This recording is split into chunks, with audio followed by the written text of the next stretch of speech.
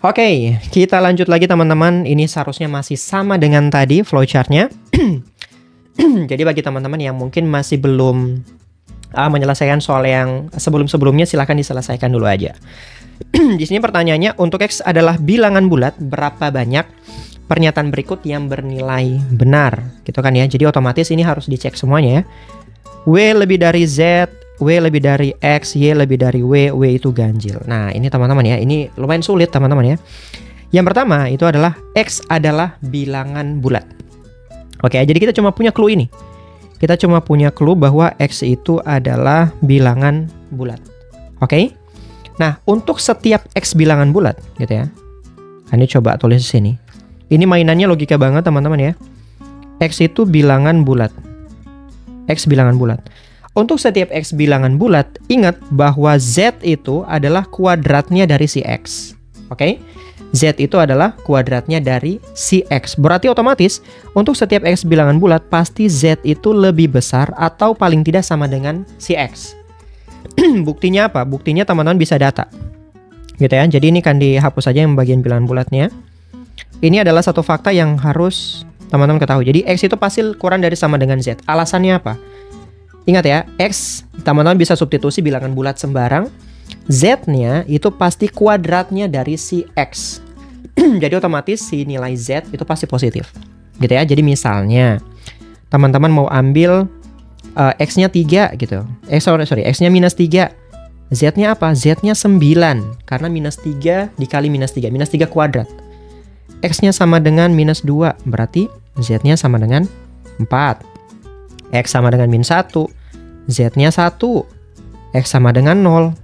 Z-nya 0. X sama dengan 1. Z-nya juga 1. Gitu kan ya. X-nya 2. Z-nya jadinya 4. Jadi kalau teman-teman perhatikan, nilai Z itu selalu akan lebih besar atau paling tidak sama dengan si X. Jadi paling sama dengannya di mana? Sama dengannya di sini. Ketika X-nya 0 atau X-nya 1, Z-nya juga 0, Z-nya juga 1. Jadi kemungkinannya itu pasti teman-teman Z itu pasti lebih besar pada X. Oke? Dan harus diingat Z itu bilangan positif. Oke? Z itu bilangan positif.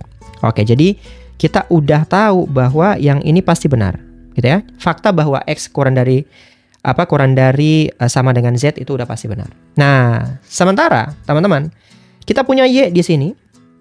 Y, mau kondisi apapun itu, dia bilang Y itu adalah 2 kalinya dari Z. Ingat, 2 kalinya dari Z, 2 kalinya dari bilangan positif, ditambah 1. Atau juga bisa Y itu sama dengan 2 kalinya dari Z. Jadi secara logika, dia mau bilang bahwa apapun nilai Z-nya, pasti dia akan lebih kecil dibandingkan Y. Gitu ya teman-teman ya.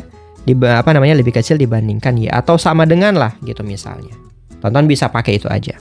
Gitu. Tapi secara nalar dia harusnya itu Z itu kurang daripada Y gitu. Karena Y itu 2 kalinya Z ditambah 1 lagi. Yang ini Y sama dengan 2 kalinya Z. Ya udah, dia pasti benar. Gitu kan ya. Sekarang yang terakhir kita mau hubungkan dengan W. Bayangin W itu adalah X ditambah dengan Y ditambah dengan Z. Oke ya, teman-teman ya. Coba dibayangin W itu dia adalah X ditambah dengan Y ditambah dengan Z. Gitu teman-teman ya. Jadi bayangin Y aja itu dia udah lebih dari 2 kalinya Z. Oke, yaitu 2 kali Z. X-nya itu pasti akan selalu kalah dengan Z. Jadi otomatis di antara semua bilangan ini yang harusnya paling gede itu adalah si W, teman-teman.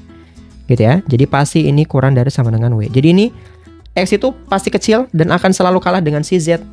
Si Y itu 2 kalinya dari si Z dan dia akan selalu menghasilkan W yang juga pasti positif. Jadi otomatis kalau ini dijumlahkan semua pasti dibandingkan dengan variabel yang lain, nilai W pasti akan selalu menjadi lebih besar. Artinya X itu kurang daripada Z, kurang daripada Y, kurang daripada W, teman-teman. Jadi ini adalah urutannya. Sekarang tinggal teman-teman mainin logikanya teman-teman mana yang paling tepat. Oke, dia bilang di sini, W itu lebih besar pada Z. Apakah W lebih besar pada Z? Betul, gitu kan ya. W itu, ini kan Z itu kecil daripada W. Karena Z kecil daripada W, berarti W lebih besar daripada Z. Gitu kan ya. Ya, jadi ini benar. Ini benar. W itu lebih besar daripada X. Tentu saja. Tentu saja teman-teman ya. Apakah W itu lebih besar pada X? Tentu saja. Karena dia bilangan terbesar ya, udah di paling kanan dia. Ini paling besar juga. Y itu lebih besar daripada W. Nggak mungkin. Y itu nggak mungkin lebih besar daripada W. Kenapa kok nggak mungkin? Ya buktinya di sini tadi. Karena W itu adalah penjumlahan antara Y dengan bilangan-bilangan yang lainnya. Jadi udah pasti W itu pasti lebih besar, teman-teman. Ya udah, jadi nggak mungkin Y yang lebih besar, malah W yang harusnya lebih besar. Kemudian W itu adalah ganjil. Nah, ini yang harus dicek juga, teman-teman. Tadi kan kita punya clue X itu bilangan bulat. Kita harus validasi juga apakah W itu ganjil atau juga bisa genap. Nah, cara substitusinya gimana? Atau cara ceknya gimana ya? Teman-teman substitusi pakai dua nilai. Karena bilangan bulat itu pasti cuma terbagi dua. Bilangan bulat itu cuma terbagi dua. Yang pertama dia ganjil. Yang kedua dia genap.